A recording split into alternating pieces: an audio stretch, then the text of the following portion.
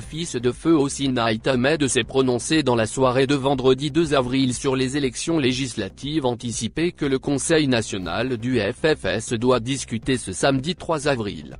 Jugurta Ahmed a en effet posté une publication sur son compte Facebook pour défendre l'idée du rejet du scrutin controversé du 12 juin.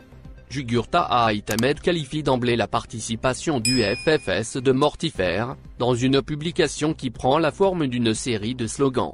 Non à une participation mortifère du FFS aux législatives du 12 juin, dit clairement le fils aîné du défunt président et fondateur du FFS, en ajoutant « non à la chosification programmée du FFS ».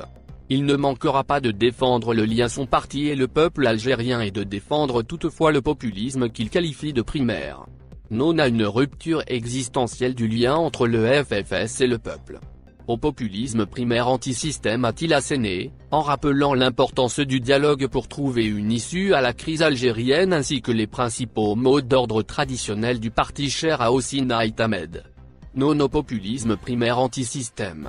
Oui à un état de droit avec une gouvernance démocratique et participative.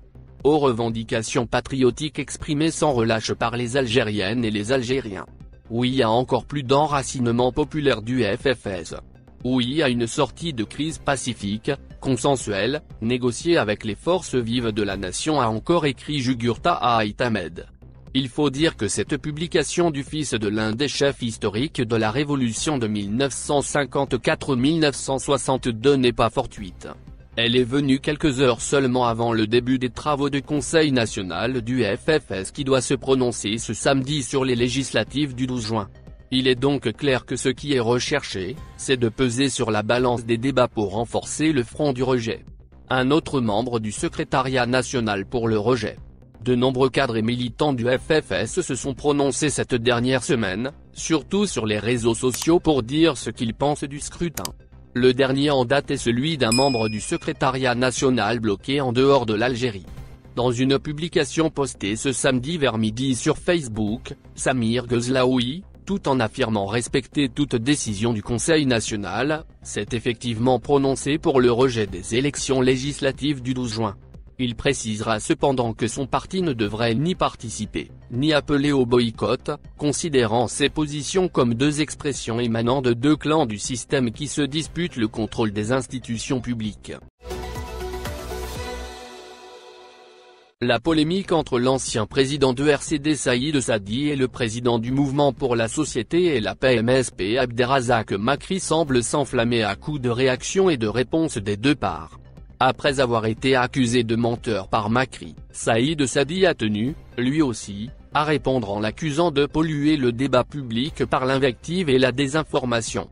Dans un post publié sur son Facebook, il déclare: il vient de s'inviter au marché de la surenchère intégriste par une interprétation tendancieuse de mes propos tirés d'une interview donnée au bouquet Islamoscope où je disais que dans l'école publique les pires horreurs ont été proférées devant les enfants. En effet, le leader du parti islamiste Abderrazak Makri avait déclaré sur le plateau de la chaîne arabophone Al Bilad, que les déclarations de Saïd Sadi sont une honte, voire une grande honte. Si je ne l'avais pas entendu dire cela moi-même je ne l'aurais pas cru. Pour lui, il est inconcevable qu'une personnalité politique, quel que soit son avis, arrive à proférer des propos dont l'inexactitude est attestée par des millions et des millions d'Algériens. Il s'agit, rappelons-le, d'une déclaration faite par Sadi lors de l'émission Islamoscope du journaliste Mohamed Sifawi.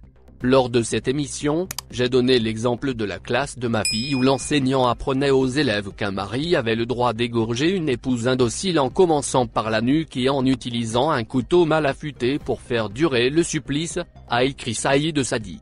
Il affirme, toutefois, qu'il avait raconté cette mésaventure dans les médias et en public une bonne demi-douzaine de fois, il y a déjà plusieurs années de cela. Et c'est visiblement ce qu'a mal compris le leader du MSP et même le présentateur de la chaîne et El Bilad qui avait alors déclaré que Sadi parlait de manuel scolaire de l'école publique. Une mise en scène digne des procès des chiens. Fustigeant également la chaîne et El Bilad qui l'a qualifié de tendance militaro-islamiste, l'ancien président du Parti démocrate a dénoncé une mise en scène digne des procès des chiens, en invitant le leader islamiste pour débattre de ses propos. Le journaliste déclara que j'avais dit que les manuels scolaires algériens prescrivaient les horreurs, ajoutant que lui qui avait étudié dans l'école publique n'avait jamais lu de telles indications dans un livre, a déclaré Dr Sadi. Et d'ajouter, Macri s'indigna qu'un responsable politique construise son discours sur des mensonges et souligna que l'islam n'a jamais prescrit ce genre de choses, laissant implicitement entendre que c'était là le vrai sens de mon intervention. Notant l'utilisation excessive et répétée du mot « crime » par Macri, Saïd Sadi estime que cela appelait nécessairement une sentence, précisant qu'à aucun moment, il n'a été affirmé que les paroles de l'enseignant étaient extraites des livres scolaires ni encore moins prescrits par l'islam comme le laissent supposer les insinuations des deux militants présents sur le plateau. La secrétaire générale du Parti des travailleurs, PT, Louisa Hanoun, a dénoncé, ce samedi, la tenue de la réunion organisée, ce matin, à l'hôtel Mazafran, Zeralda, par des personnes étrangères au parti, qu'elle qualifie de ramassis, et qui ont annoncé sa destitution. Les participants à cette réunion n'ont aucune relation avec le parti. Certains d'entre eux seraient même adhérents de partis du pouvoir où ils sont candidats aux prochaines élections législatives, affirme la première responsable du PT, qui précise, dans un live, que cette opération est totalement extérieure à son parti.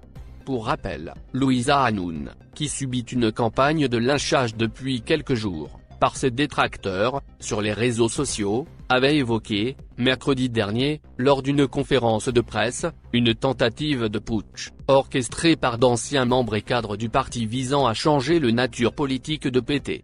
La secrétaire générale du Parti des travailleurs qui se demande si les acteurs du coup d'État ont agi de leur plein gré donne un rendez-vous, demain à 11h, pour une conférence de presse au siège du PT, afin de clarifier le but et les risques de cette opération qu'elle qualifie de criminelle.